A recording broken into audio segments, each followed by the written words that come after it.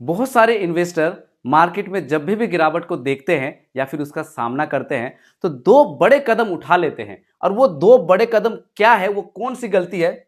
साथियों, मैं कहना चाहूंगा कि जब आप अपने पोर्टफोलियो में, जैसे ये मेरा छोटा सा एक पोर्टफोलियो है, तो इस प्रकार से जब आपको लगता है कि आपका पोर्टफोलियो पूरा रेड रेड सा हो गया है, यानी कि 6% का नेगेटिव रिटर्न या फिर 6 से 15% का 20% का नेगेटिव रिटर्न आपको दिख रहा होता है, तो उस सिचुएशन में इन्वेस्टर क्या करते हैं, अपनी एसआईपी को जो है ना बंद कर देते हैं। तो ये पहली गलती हो जाती है। स्टॉपेज रेशो की अगर बात की जाए तो इस साल में देखा गया कि 85% से लेकर 90% तक जो है स्टॉपेज रेशो जो है बढ़ा है।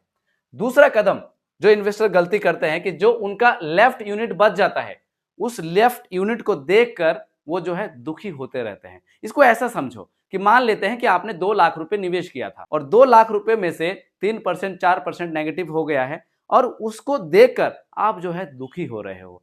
तो क्या करना है? दुखी नहीं होना है मेरे प्यारे इन्वेस्टर।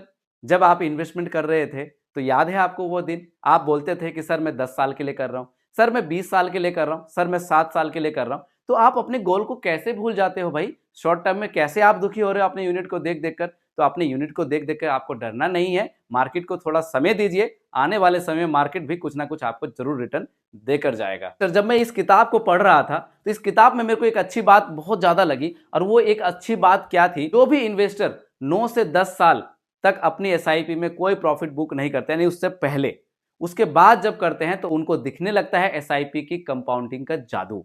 तो आप भी अगर वो जादू देखना चाहते हैं तो याद करिए अपने वो गोल को कि आपका गोल 10 साल का था, 7 साल का था, और निरंतर उस गोल को आप अध्ययन करिए, ध्यान करिए, अपने पोर्टफोलियो को रिव्यू करिए। लेकिन दोस्तों, आप जानते हैं कि म्यूचुअल फंड एज पर सब्जेक्ट टू मार्केट रिस्क, कोई भी इन्वेस्टमेंट करने से पहले सलाहकार से सलाह जरूर ले लीजिएगा। यह वीडियो में एक एजुकेशन पर्पस के लिए बना रहा हूं कि आपको नई नई बातें, नई नई चीजें आपको सीखने को मिले।